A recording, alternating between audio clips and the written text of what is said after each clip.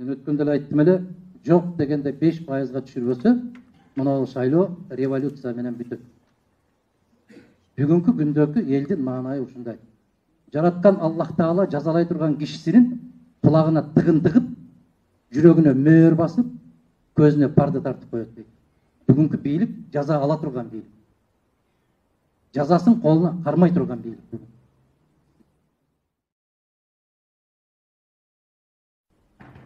Кутман күнүңүздөр менен урматтуу замандаштар. Мен кыска токтотерин айтайын. Азыр Өмүрбек Черкешевич айтпадыбы? Мен ишенгим келет, ал киши убадасында турат деп. Мен убадасында турарына ишенбейм, ачык айтам. Анын ниетинен күмөн санап калат, эгер ал жолго барбаса дейт. Бир кездерде айткан эле да, ак эмгек, адал ниет. Сиздин ушундай көрөгөчтүгүңүз үчүн сизге баатырдыкты берем деген эле да ал киши. Анан күмөн санаштын кажети жок. Эгерде бул киши шайлоо системасын жаңылайм десе, жанындагы биринчи жан жоокерлерден көз каранды Өмүрбек Черкешевич. Мына ишенбай түшөнбөй чекөңөр улам жаңы системаларды сунуш кылып атпайсыңарбы? Анын тегерегинде андай кишилери жок. Анын тегерегинде башка кишилер. Башка жакта иштеп бере турган кишилер. Биз үмүттү коюшубуз керек, бирок үмүт реалдуу болуш керек да. Жанакы Киплинг айткандай, умей мечтать, не став рабом мечтаний дегендей. Мы не должны быть рабами своей мечты. Да, идеальный вариант экен, да, ушундай болот экен деп. Мына азыр бул жерде бет ачарын жүргүзгөндө 5 мамлекетти мисал келтирди. Нидерландия, Финляндия деген сыяктуу. Дүйнөдө жетишкендиктери боюнча биринчи ондуктагы турган 5 мамлекетти келтирди. Дүйнөдө биринчи ондукта турган. Биз Кыргызстан кайсы жакта турарыбызды өзүбүз билебиз. Мына ол жөнөкөй эле биринчи А дегенде эмнеден башташыбыз керекпиз? Биздин жарандардын конституциялык укугу корголобу жокпу? Ушуга жооп табалы.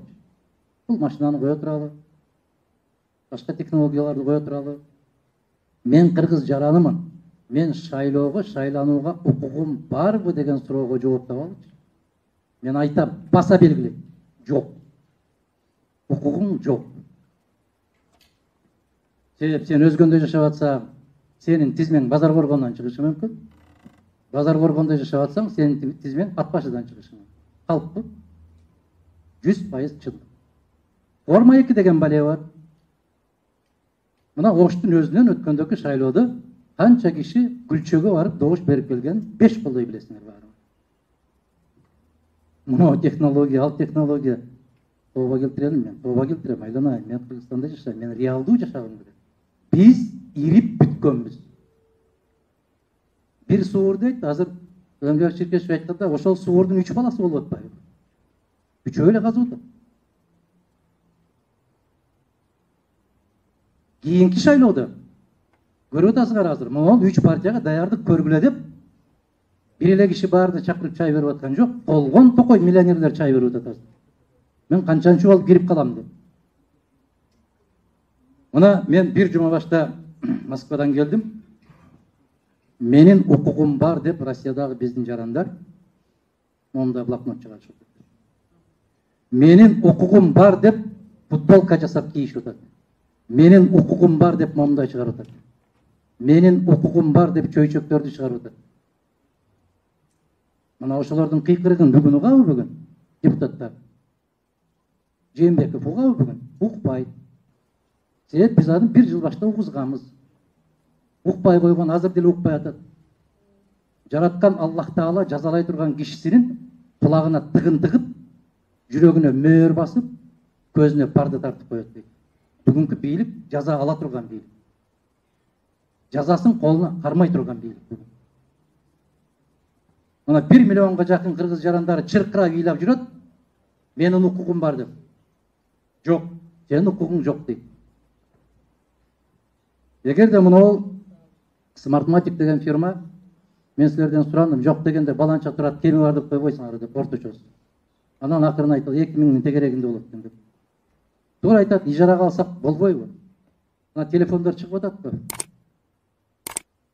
быйыл телефонду алып берсең, балаңа кийинки жылкысында меники эскирип калды деп атат. Жаңы телефон чыкты. Ошол сыяктуу эле ижарага алсак, арзан да болот. Эң негизгиси бийликке болгон ишеним жаратылат. Эгер бүгүнкү бийликке эл ишенип, эл көтөрүп, эл таяп турган болсо, көрүнгөн өлкөгө колун сунуп алып, соодагердей болуп учуп бармак эмес. Чапкылап көрүнгөн өлкөдө жүрмөк эмес. Мына ушул жүргүзүп аткан идеяны төгөрөк столду өткөндөгү биринчи төгөрөк стол аябай эффективдүү болгон, жакшы болгон, пайдалуу болгон. Муну экинчи этабы экен, бирок ушул ноябрь ичи парламенттик угуу өткөрөбүз деген дагы оюңар бар эле. Бүгүнкү күндө эгерде жанакы айткандай тилеги барбы, ниети түзбү экен, ниети тазабы экен деген суроого жооп табуунун эң жеңил жолун таап берейин. Динара айым сизге. Бир 20-сынан кийин бийлик деген эл үчүн иштейт. Элдин кулу да. Парламент деген элдин кулу да. Эгер элдин үнүн укканга даяр болгон болсо, мына ушул ноябрь айынын 3-декадасында кенен парламентте угуу жасашыбыз. Ар кандай саясий күчтөр менен. Босого боюнча 3%га чейин деген сунуштар болуп атат. Мен өткөндө эле айттым эле, жок дегенде 5%га түшүрбөсө, мына шайлоо революция менен бүтөт. Бүгүнкү күндөгү элдин маанайы ушундай.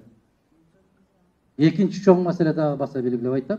Ушул уюштуруучуларга дагы, киргизип аткандарга мен жазуу жүзүндө сунушумду бергенмин.